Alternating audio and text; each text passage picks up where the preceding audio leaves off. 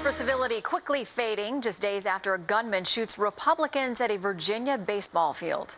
A host on MSMBC slamming House Minority Whip Steve Scalise. He remains hospitalized from his wounds in serious condition.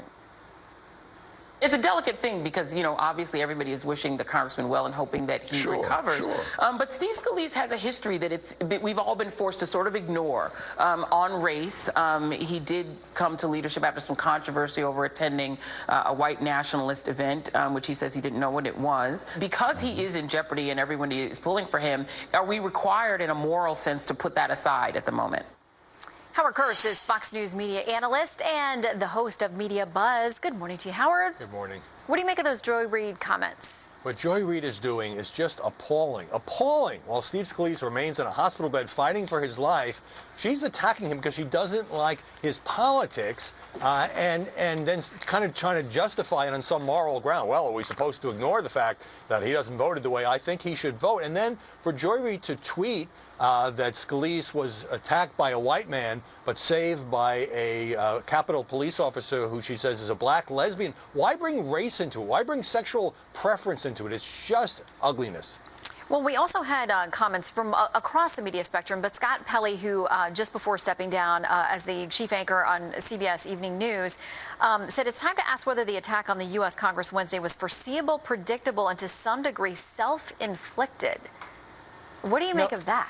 No, Scott Pelley, it's not self-inflicted. We can't blame people's words for acts of violence. The only person responsible is James Hodgkinson, who brought a rifle to a baseball game and started shooting. Now, should both sides tone down the rhetoric, which has gotten really harsh and even toxic, especially, Shannon, here in Washington? Yes, I totally agree with that. And Pelley did, in a nod to the other side, say, well, Bernie Sanders has used some very harsh rhetoric against President Trump.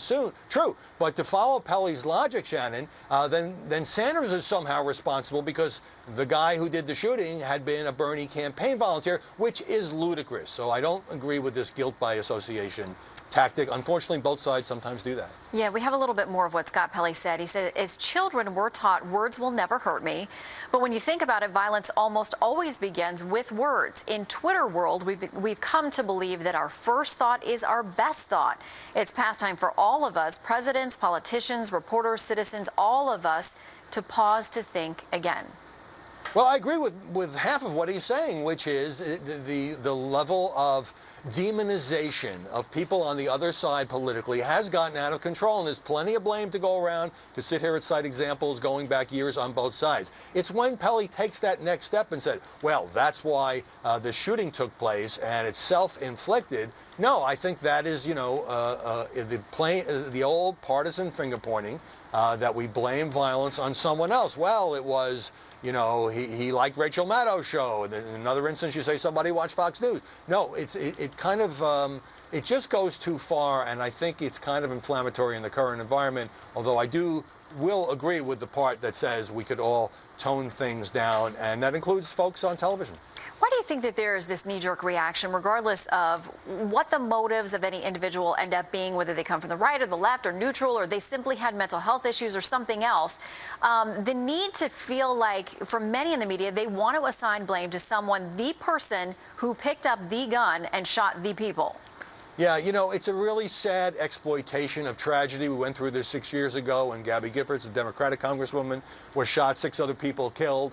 And there was an effort to blame Sarah Palin. There was a New York Times editorial, as you know, which had to be corrected because she had put out a political map. It wasn't anybody's fault, but this guy who was mentally ill who went to the Tucson shopping center, and now we're seeing the reverse because this shooter was a left-winger who had targeted Republicans. I mean, there's no question that he had partisan motivations, but then to try to broaden that to anybody who's ever criticized Republicans, I think is just misguided. And I think it frankly, it results in clicks and ratings when you point the finger, when you fuel the anger. That's not what we should be doing right now. And Steve Scalise is still in the hospital. Of course, we are all pulling for him. Yes, we are. And impulse control, a good thing for all of us as grown-ups. Howard Kurtz, good to see you, sir. Thanks.